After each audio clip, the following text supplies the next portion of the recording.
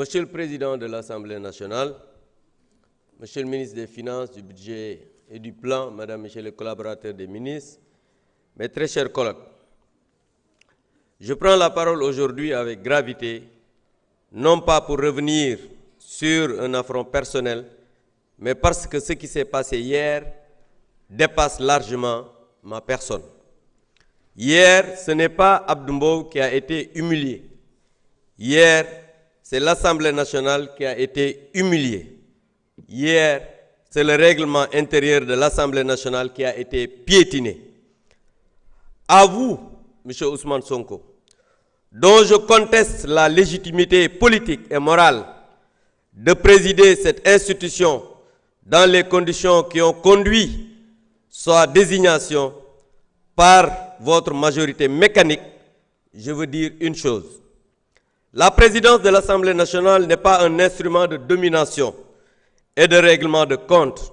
C'est une fonction qui impose l'impartialité, la retenue et le respect du règlement intérieur.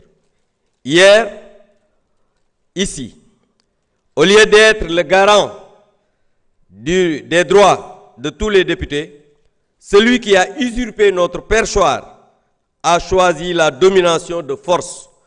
Au lieu de faire prévaloir le droit, il a laissé s'installer une logique de confrontation en envoyant lâchement des femmes qui m'ont attaqué. maa ngi leen di baal àq nag yéen jigéen ñi parce que man du ma dóor jigéen.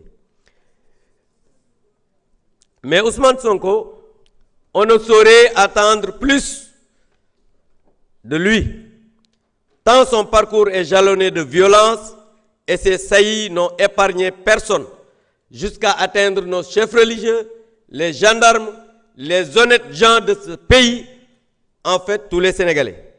Aux députés de PASTEF, je veux dire qu'en vous donnant la majorité dans cette Assemblée nationale, le peuple sénégalais espérait une rupture comme vous l'aviez promis.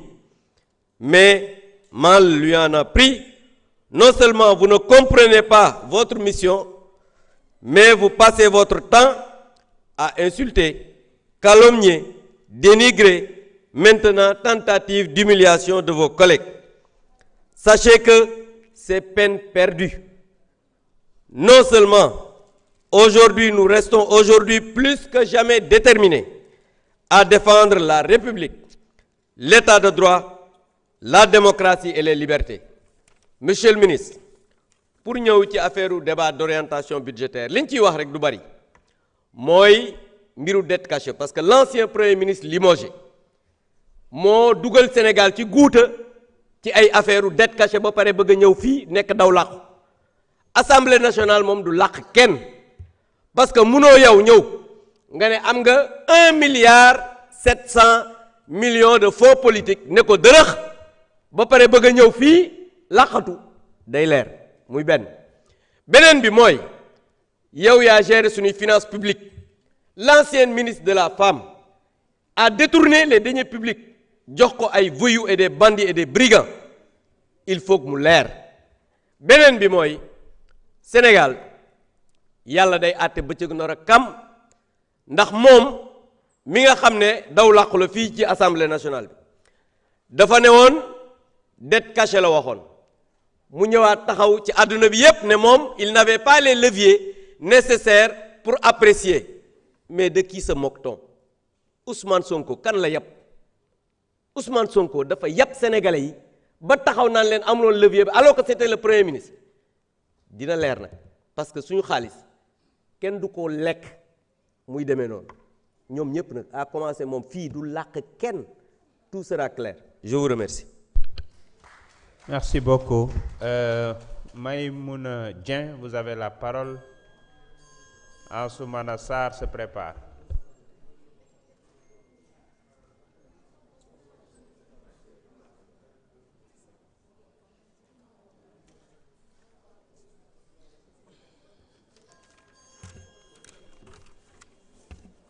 Merci, Monsieur le Président. Messieurs les ministres, honorables collègues, nous examinons aujourd'hui un document qui orientera les politiques publiques de notre pays pour les 3 prochaines années. 3 ans, c'est le temps nécessaire pour transformer durablement la vie de nos concitoyens, si les choix budgétaires sont les bons.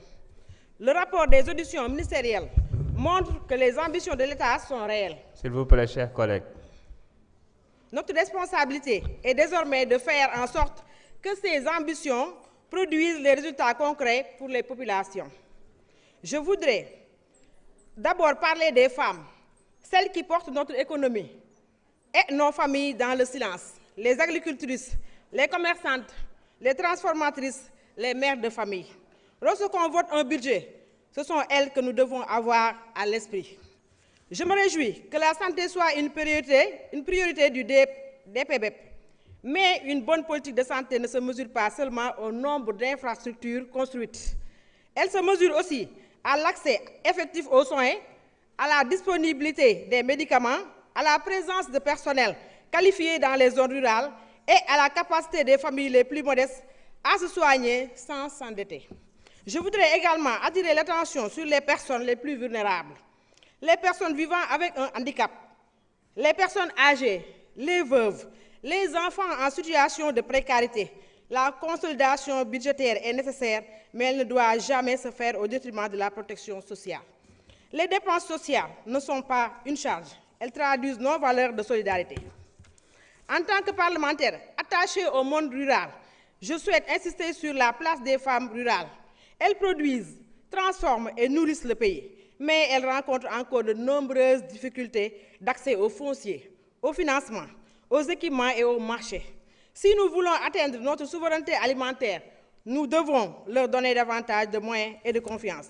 Le rapport souligne également l'importance de territorialiser les investissements. J'ajouterai qu'il faut aussi territorialiser la justice sociale afin que chaque région bénéficie d'un meilleur accès aux soins, à la protection sociale et aux opportunités économiques. Enfin, notre pays entre dans une nouvelle ère avec les revenus du pétrole et du gaz. Ces ressources doivent prioritairement financer des investissements utiles aux populations, des centres de santé, des maternités, des forages, des infrastructures rurales et des programmes d'autonomisation des femmes et des jeunes. Monsieur le Président, dans 3 ans, nos concitoyens ne nous demanderont pas combien de documents nous avons adoptés. Ils nous demanderont simplement si leur vie s'est améliorée. À cette question, nous devons pouvoir répondre par des résultats, des services de santé plus accessibles, des femmes mieux accompagnées, des personnes vulnérables mieux protégées et un monde rural plus prospère. C'est à cette condition que ce programme budgétaire prendra tout son sens. Monsieur le Président, xam naa li ma dese bariwul ma gaawatu tuuti rek di wax ne rek wax dëgg yàlla ku fi def 12 ans gisuñ sa résultat ñi fi def 2 ans war nga leen mu ñëw tuuti ñu doog a indi seen bilan li ñu daal yi yëpp nag ñi fi nekkoon ñoo ñu ko yóbbee. Monsieur le Président, may wax rek ne baykat yi sonn nañ monsieur le ministre, autant pour moi baykat yi sonn nañ ndaxte nag gis nañ ne gerte gi daaw doxe ne 150 kilos 200 kilos autant pour moi, mais dafa mel ne ren 150 kilos rek lañ jot waroon nañu dolli gerte bi bu baax a baax matériel agricole war nañ bëgg nañ tamit dans le département de Kaffrine ñu ñëw ci culture riz pluvial bi ak culture maraîchère dinañu jàppale bu baax. Monsieur le ministre, lu mu xat-xat rek ma ñëw ci sama yoon yi nga xam ne dina ba ma koy wax à chaque fois muy la route Taïba Katakel, le pont de Ndiaw Bambali, Ngodiba, Joli, Pathé Thiangay, Banthiang français, Boulel Khende, Nibi Rongoch, Kaffrine, Ndioumgen, en passant par Kayi. Merci beaucoup. Merci beaucoup. Ñi ngi jox kàddu gi Ansoumana Sarr, Thierno Alassane Sall mën nga waajal.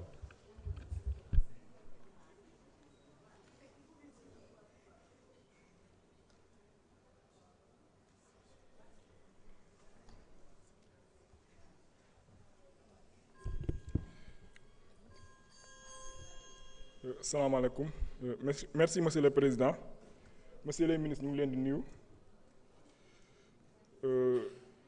Bala may commencer, damay ñëkke massawu population île du Saloum, manam arrondissement de Niodior, bi nga xamné ay wéra ngi ni waxuma la wér sami am na ñoo xamné ay at amuñu ndox. Donc di la ko yobante monsieur le ministre, mais di la ko yobante surtout monsieur le ministre Bakary Sarr, comme say voisins lañ. Donc ñu xamal la né ay weer a ngi nii amuñu ndox leneen li mooy côté courant toujours les îles du Saloum, monsieur le ministre des Finances. Donc on a un projet d'électrification des îles du Saloum boo xam ne depuis des années ñu ngi koy dérouler mais ba léegi sa réalisation tarde. Donc ñu ngi lay ñaan monsieur le ministre donc par rapport aux îles du Saloum ñu dañu enclavé d'abord géographiquement donc bu ñu ci bëggee boole enclavé ay ñàkk ndox ñàkk courant day gën a métti donc ñu leen di ñaan ngeen jàppale leen bu baax et c'est pareil pour l'ensemble du département de Foundiougne fi ma jóge donc amuñu yoon amuñu ndox amuñu courant mais surtout le port de Foundiougne bi nga xam ne espoir la ba léegi ça a été inauguré depuis je crois 2019 mais ba léegi mënul fonctionner le DAC de Niombato ba léegi gaa yaa ngi xaar mais ba léegi aussi ça tarde à démarrer su ma ñëwee ci document bi proprement dit donc d'abord di leen féliciter par rapport à la subvention énergétique donc au départ si loi de finances initiale bi c'était 250 milliards qui étaient prévus. On a vu que vous êtes allé jusqu'à 729 milliards pour supporter le choc énergétique qui est